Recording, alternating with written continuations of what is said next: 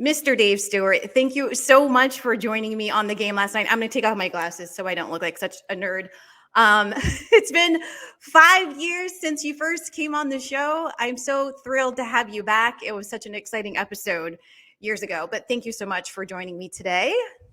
Appreciate you having me on. It has been a while, but I really appreciate you thinking about me and having me on. You know, you come to mind often, especially around Jackie Robinson Day. That was around the time that I first interviewed you years ago. We talked about how there weren't a lot of African Americans in the game of baseball, but you thought at that time, and potentially I would imagine, we'll get into this a little bit more later on, that they are making some strides. They're making some efforts to introduce a more diverse level of fan base and players into the team. But what made me think of you this year at this time was everything that's going on with the Oakland A's. You're a Bay Area native. Right now, you are an analyst on NBC Sports, talking all things Oakland A's. I want to jump in here. How are you feeling about the new developments around the A's? They just recently bought a gigantic parcel in Las Vegas. Fans, Bay Area natives, they're feeling a little depressed about what is likely coming down the pipeline. How are you feeling? What do you think is happening right now? Well, there's multiple emotions around this. This is not a process that just started this year. It's been going on for a long time with even past ownership with the A's, Schott and Hoffman and now Fisher. I think for 9 years, they've been trying to find a place to play in or around the Bay Area to keep the A's in Oakland. And so, when you're dealing with politics mostly, and you're also dealing with a city that has depleted themselves in cash and the ability to fund projects similar to a stadium for the A's. A lot of that went to the Raiders, quite frankly. Keeping the Raiders in Oakland for them to eventually leave, kind of put the A's behind the 8 ball, or put the city behind the 8 ball, and now the city's trying to figure out a way to keep the team in Oakland. So it'll be a sad event if the A's are not able to remain in the Bay Area. For all of the reasons that we all know, there's a great tradition with the organization. There's history, a legacy, championships. And I do believe that Oakland as a whole has grown to identify with the Oakland A's and with that baseball franchise. So it would be a sad event if the A's aren't able to remain in Oakland. Well, you talked about the city and funds being depleted, some going towards, or the majority going towards, trying to keep the Raiders in Oakland. We know now that they've been in Las Vegas for a few years now. I think there's an argument going back and forth about whether or not it's ownership or the city's inability to really make an effort, an honest effort into keeping the Raiders, both teams, keeping the A's in Oakland. From the mayor's standpoint, I've watched some press conferences of hers. She felt like ownership was dealing in bad faith. They're trying to leverage this back and forth in order to get Vegas to step up. Do you have an opinion about whether or not I would imagine it's a little bit of both, but where do you feel like the blame, if that's the right word, lies right now with why a deal hasn't been done to keep the A's in Oakland? Well, let me first say that in a negotiation, representing athletes for 17 years or so, I know in a negotiation that both sides have to get to a mutual ground to be able to make a deal. And so when a deal falls apart, I don't place blame on one or the other. It really lies on both. The other side of the coin is there was a period of time when I was trying to do a purchase of land from the city of Oakland at the Coliseum. That's been maybe 2-3 years ago now. And I went through the politics and saw how difficult it is to get something done with the city of Oakland. And so, seeing it all, and as I'm saying, having the experience that I've had with the city of Oakland, I do know it's a difficult process. But as I said, I also know that in light of getting something done to keep that franchise there, it would take both parties to meet at some mutual ground to be able to get it done.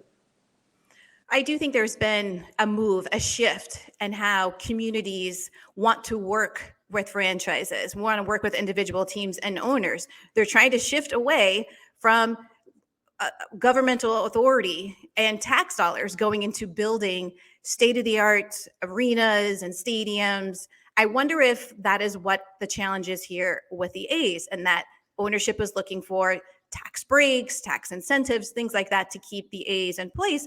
And what happened with Oracle and Golden State was that they moved to San Francisco and their ownership was able to privately fund this. We've been seeing this throughout a lot of NFL teams. I wonder what your opinion is about that, about the challenge around trying to invest in a community by having a stadium where we can keep the Coliseum and or better it or move it down to the terminal, versus what challenges the city as a whole is confronting with trying to get people fed and housing, putting tax dollars into that versus funding a stadium that really benefits potentially only ownership. If you're an owner, maybe you should be able to pay for that stuff. Clearly, my opinions are seeping out in this question, Dave. But I'm curious about what you think about the private public involvement in creating these stadiums, these arenas. Well, what I do know is, I've seen San Diego, which is a place I lived for 30 years, and I was there before the Padres moved to the downtown area. And so I've seen the effects of stadium in an area where there was nothing, and how the city of San Diego in the gas lamp is flourishing as far as tourists are concerned. Economics is probably better than it's ever been in San Diego because there is a downtown stadium. The Battery now, where the Atlanta Braves are, and they moved from an area where there was minimal opportunity for development. Now they're in an area that they call the Battery. And the reviews right now for the Battery are off the charts. The area is flourishing. Once again, economically, they're doing well. It's a success. And we could probably take the Texas Rangers. There are a lot of ballparks that are being built with the same idea, the same blueprint of putting together a facility in an area, and the area immediately becomes economically valuable. And I believe that would have happened in downtown Oakland at Howard Terminal if that opportunity would have been there. So, you have to get yourself out of the short term and what it's costing you at this point, and look at the long term and what value the development, the ballpark, how it would affect tourism back in Oakland versus people flying in Oakland and going to San Francisco, how that would affect the city as a whole. And I'm not too sure that the city council did a very good job of that. Right now, I'm doing a project in Nashville, Tennessee, bringing Major League Baseball there in form of expansion. And so we're looking at an area of 200 acres. We, at this time, aren't looking for public funding. We plan to do this all privately.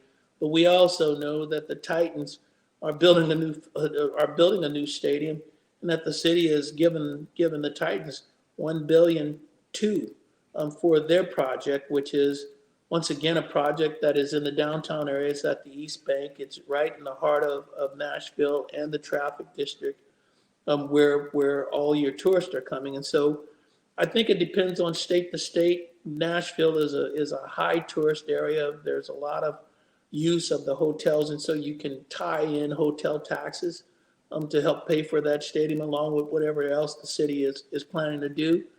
Oakland is not that. And so I think you'd have to go from state to state, look at their economics, look at their tourism, and see how you can make, a world-class baseball stadium venue viable and make it work. I hear you when you say you really have to look at individual situations. And I think the fact that a lot of cities have moved to putting things like an arena or a stadium in the middle of the downtown where it's connected to transportation and hotels, you are really looking at an economic benefit that is not just something that exists during in season. Minnesota, Minneapolis, that's an area that I think about where they've got a baseball field, a basketball arena, and it's all kind of walking distance. It's able to keep their economic development going and economic balances throughout the year, as opposed to creating arenas and stadiums and really deserts where it's difficult to get to and you cannot build stores and hotels, and that's just not something viable. I do feel like this conversation about private and public ownership, tax bases, or those folks who are individually paying a price from their own individual taxes to support a community, to support an owner's dream, which does involve, I'm going to restate this question. What I'm thinking about when it comes to the old and the new, I feel like it correlates with the conversation around baseball in general. And those things that we do, or the league does, because of tradition's sake. We've done this forever. This is a type of game that is built on tradition. Your great great great grandfather played the sport in this way. But we've seen a new generation of rules come out this season, and I'm curious to know what you think. And this might likely a weird segue into this, but I just kind of think of the new and the old. And I think there were a lot of folks who were resistant to some of the rules that came into place in this 2023 season. I'm excited to hear what you think, how you think it's going, what you anticipated initially, and how you think it's going. I think anytime you can take 30 minutes off of a baseball game, I think that bodes well for the fans and fan participation. The game is now a much quicker paced game, which I also think is good for fan participation. Stealing bases was a part of my era in the game, and so I think that baseball is finding that the old game was really the game that should be played no matter what era you're in, and so they're reverting back to what was in the game of baseball. You've got a rule where you can only throw over to first base or throw over to pick a runner off. You get 2 throws, the third throw. You have to pick them off, or it's a bunt or it's a balk. I don't know that necessarily is slowing up the game. I do like the pitch clock. Like I said, once again, that did not apply in our time. We got the ball, we were ready to go. In this day and time, pitchers are a little bit slow, hitters are a little bit slow. So I do appreciate having that. And I think that's the primary reason for the game speeding up and cutting off minutes from the game. And so everything that they've done to this point, I have a great appreciation for it. But I have appreciation for it because it's similar to the game that I grew up in. Do you think, in thinking about the game that you grew up in, it shifted at a point where we had things like the infield shift and how many times batters will step in and out of the batting box and how long it took to think through whether or not you're going to make a pitching change? Do you think in your era, all of those things just happened in a much shorter time, and then we grew to extend that for reasons passing understanding? Well, the game changed. Analytics has had a big effect on the game as we know it today.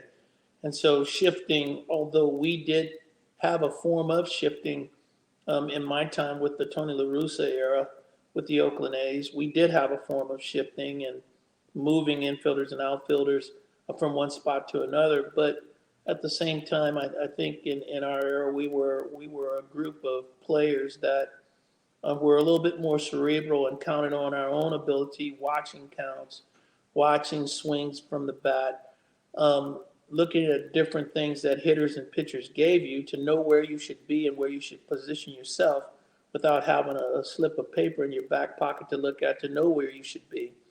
And so the game has just shifted because, with time, Major League Baseball, there were a lot of things that they wanted to do. When I say Major League Baseball, I mean that from team to team versus Major League MLB office. The teams were doing things that they felt would be more effective for them to win baseball games.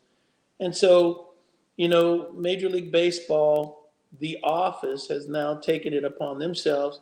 Fine, we're going to take certain aspects of what you were doing to try to create an atmosphere where we can get our youth back at the ballparks, watching the game and enjoying the game.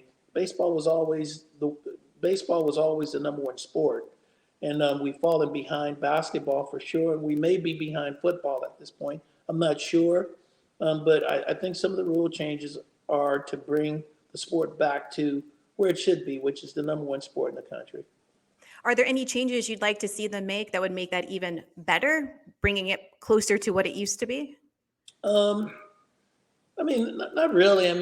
The changes that I would like to see, they're not something that baseball can control.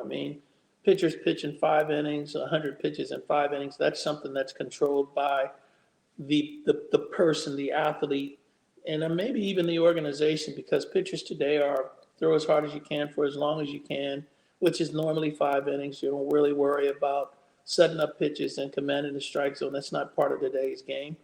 Um, I'd love to see that part of the game change, where guys are now throwing, into the seventh and into the eighth inning and completing more games. And I believe that that's important for the game, because relief pitchers, they have a short shelf life as it is.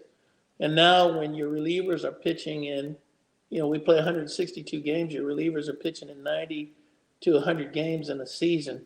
That will shorten their careers even more. You just mentioned the 162 games that are played. What do you think about shortening this season, making it more intense? When you have fewer games, you got to work harder, you got to be more strategic potentially. Does that sound like something that you think could help boost fan participation and engagement?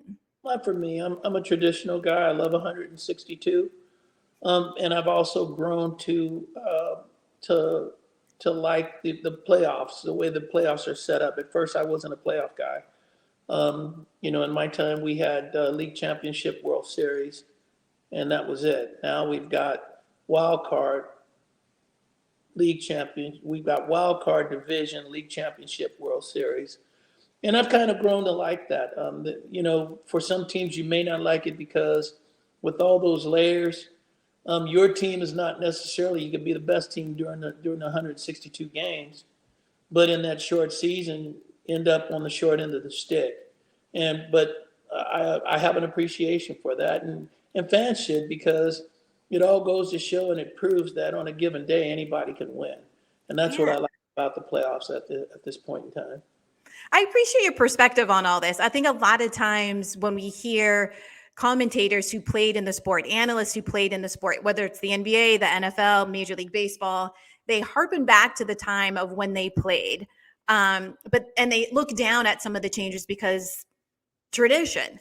But you sound like someone who, while you may have opinions initially, are open to how those changes could really increase, again, fan base engagement.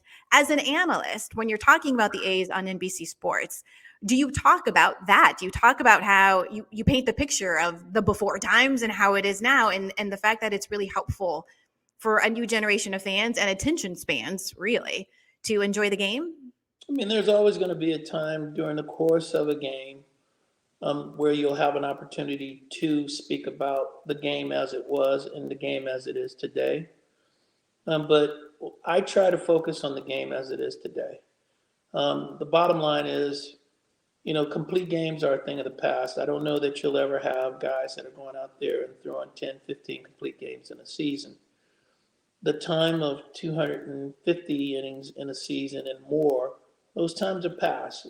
We can't expect that to be a part of today's game. And so I look at today's game as I look at today's generation. Our generation, as we know it today, is not what we grew up in. It's not how we grew up. It's a different time. And because change is a part of living, it's a part of life. That's what God intended for us to have, change. We have to look at the sport that I love and I played for 16 years as an evolving sport. Some of the changes are going to be for the good. Some of the changes are going to be will not be for the good. But the sport, as you can see, it has the opportunity to reset itself, which is what's so great about this game. It can reset itself. It's already gone through a reset. I think once they start looking at the sport and seeing that,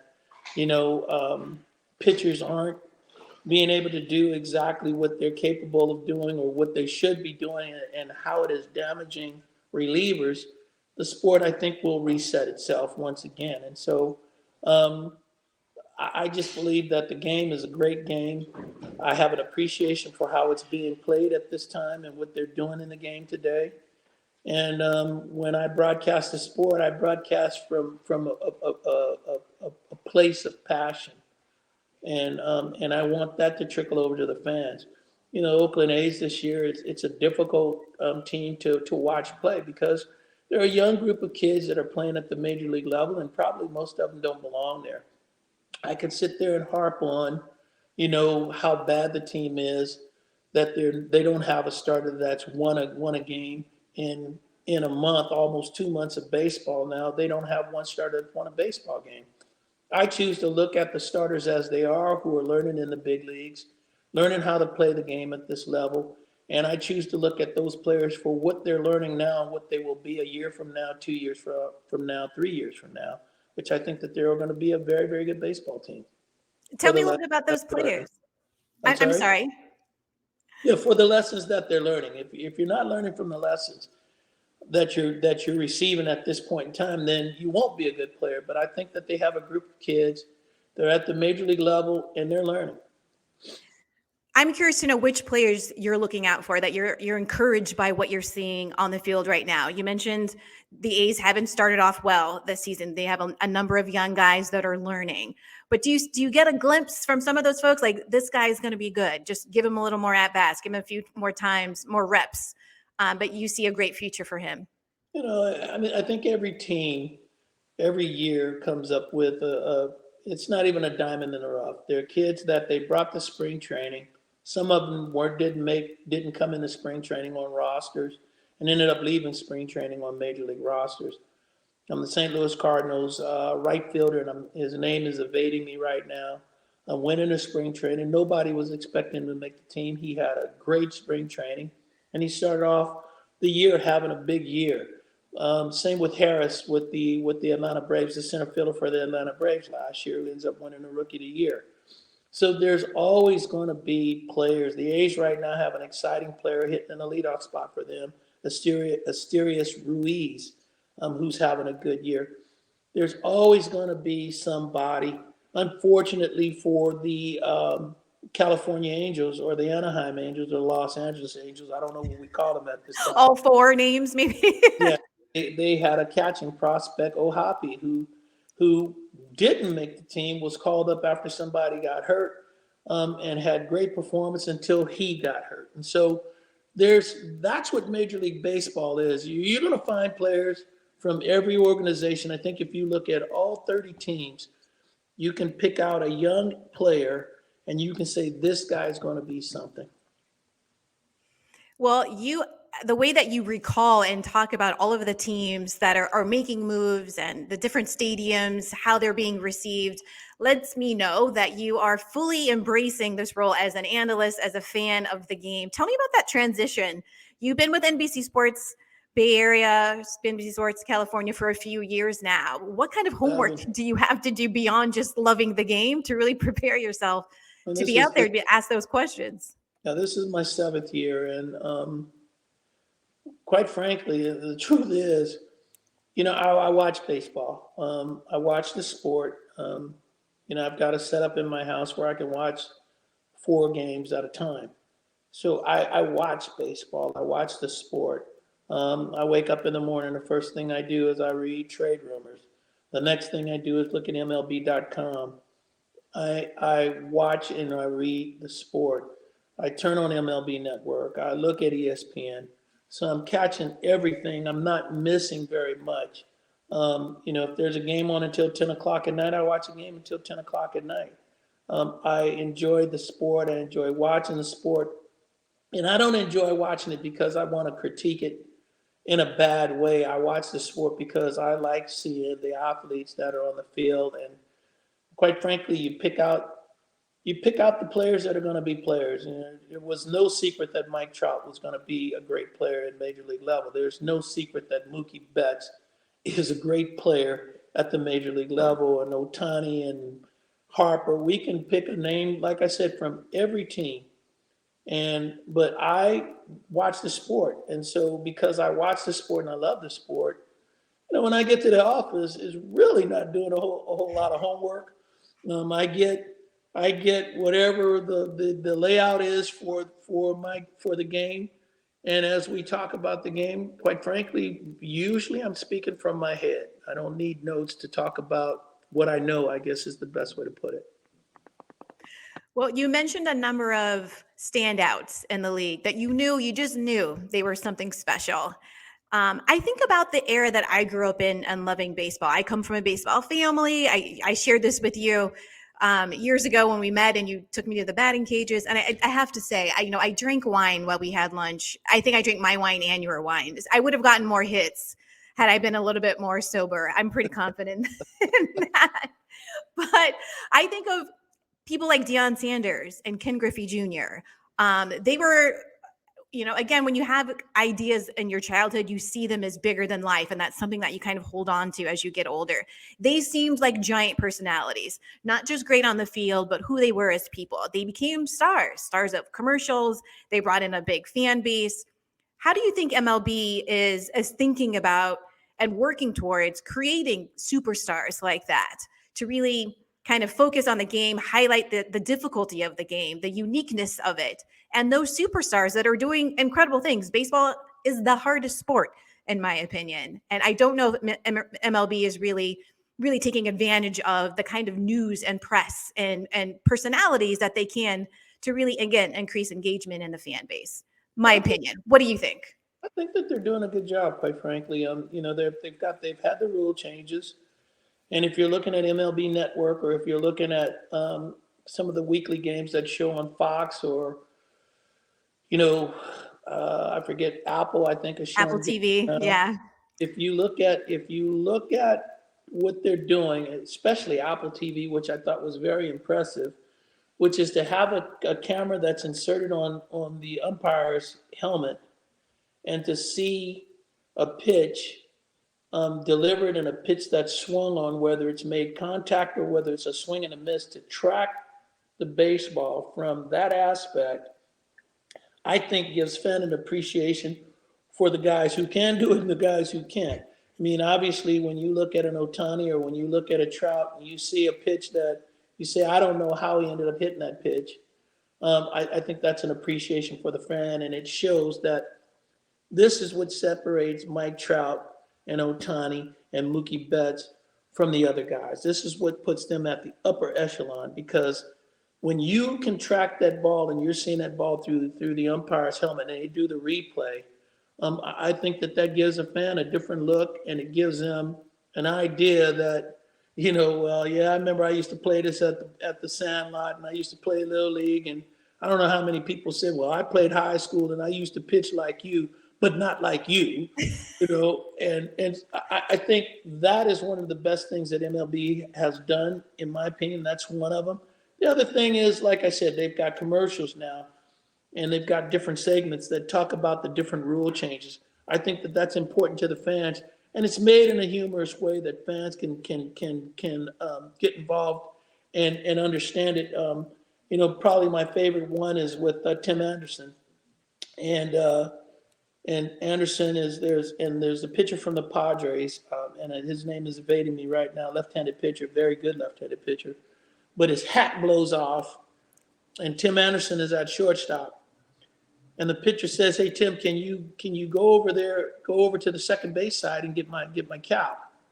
And Tim Anderson says, "Can't do that because we're not allowed to go to the other side of the field anymore." And he says, "Well, we're just in practice right now." He says, "Can't do it." He says, "But you might want to think of keeping your hat on." It's a great commercial, in my opinion, and that's great for fan participation. And so I think Major League Baseball is finding its way. I think that they're looking at different ways to promote the sport and the star athletes in the game. And that's all athletes, the black, white, Hispanic, the Asian. They're finding a way to promote the sport at all angles, and I really like what baseball is doing. Well, I am grateful, like I said, for the positive approach that you have to the game, that you've maintained a love for it, that you're watching 4 games at once. Here we are complaining over a 3.5-hour game, and you're watching 4 at the same time. But your perspective, and of course, being in the game for as long as you were, I think is appreciated by fans. Oakland would do themselves well, of course, by keeping the A's into Oakland, being able to keep you as part of that team. Thank you so much again for joining me today on the game last night. I hope to see you in person soon. I'm hoping that your skills have depleted a bit so we can get back into the batting cage, and then I will go in sober and have a good time. And then you'll find out that probably even sober, you would have done the same thing that you did with drinking, except drinking, it makes it a little bit more tolerable to swing and I'm gonna wear tennis shoes too. I was in like 4-inch heels. I have all these excuses, Dave. All of these excuses.